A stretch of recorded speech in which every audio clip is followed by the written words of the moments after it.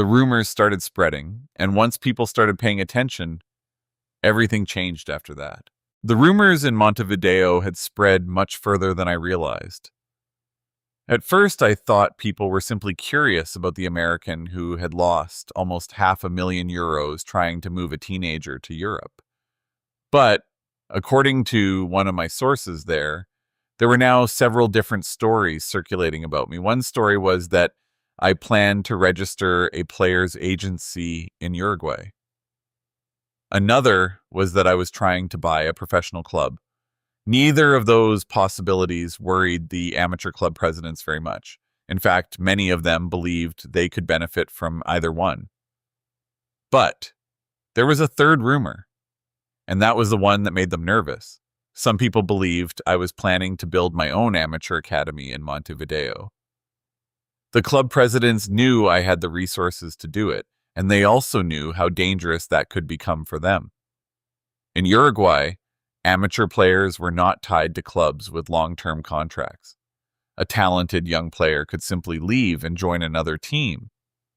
And if a wealthy foreigner arrived offering better equipment, better coaching, better opportunities, and financial support for the families, then the balance of power could change very quickly.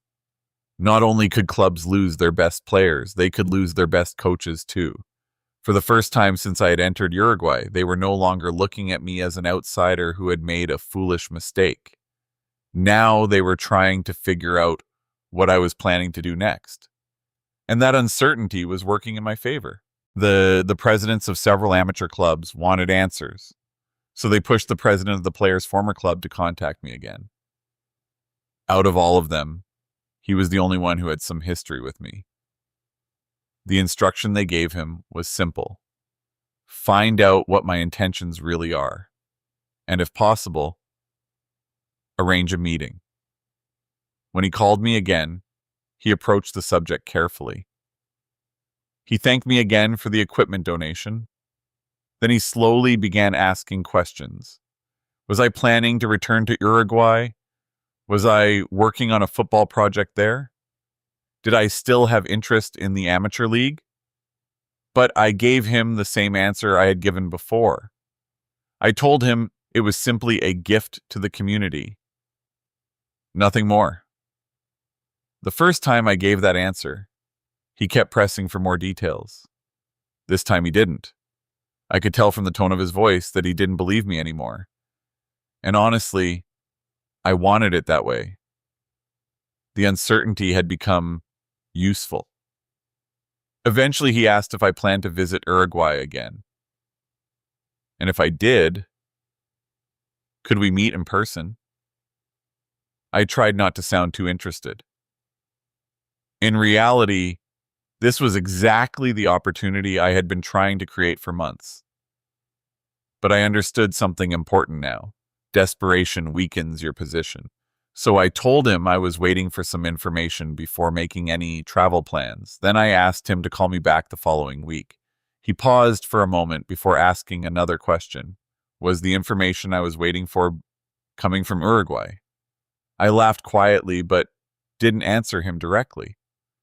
Instead, I simply repeated myself. Call me next week. I knew I was taking a gamble. There was always the possibility that he wouldn't call back. But now that I understood the rumors surrounding me, I felt confident the other presidents would pressure him for answers if he returned to them empty-handed.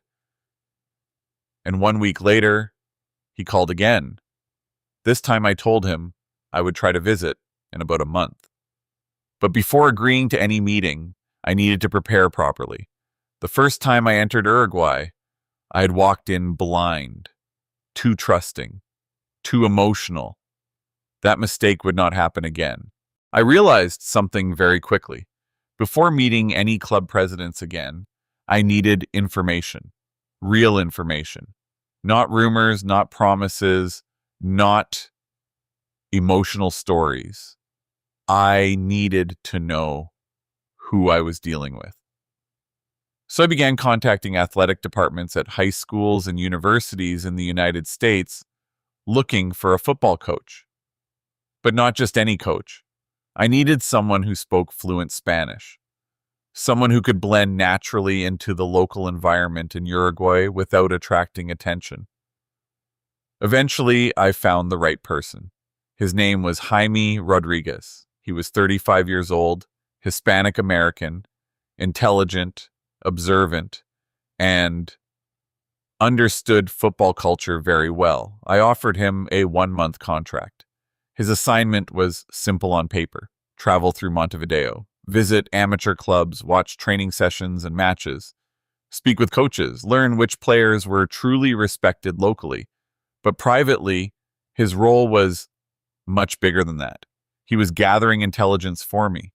I wanted to know which clubs were organized professionally, which clubs had strong reputations, which coaches were respected, which players had real discipline and potential, and just as importantly, which people and clubs could not be trusted. Jamie understood his role immediately. I gave him one strict instruction above all others: nobody could know he was connected to me. To everyone there, he was simply another football coach visiting from Argentina. No one was supposed to know he had any connection whatsoever to the American who had lost almost €500,000 in Uruguay, and he played the role perfectly. Jaime arrived in Montevideo on a Monday, and almost immediately he got lucky. The day after arriving, he stepped into a taxi covered with football memorabilia: scarves, club stickers, old photographs. The driver's name was Julio, a man in his 60s who loved football more than anything else in the world. Julio knew the history of Uruguayan football in incredible detail. He proudly spoke about Uruguay hosting the first FIFA World Cup. He knew the amateur clubs, the neighborhoods, the rivalries, the local coaches, even many of the families connected to youth football. At one point, he mentioned that his 13-year-old grandson was a substitute goalkeeper for one of the smaller amateur teams. That was all Jaime needed to hear. Instead of using random taxis every day, he hired Julio privately for the rest of the month. Together, they built a schedule. During the week, Julio drove Jaime to training grounds all across Montevideo, and on weekends they moved from match to match, sometimes visiting 6 or 7 games over a single weekend. They stayed only long enough at each location to observe the players, speak to coaches, and gather information before moving on to the next club. Slowly, patterns began to appear. Certain coaches were respected everywhere they went.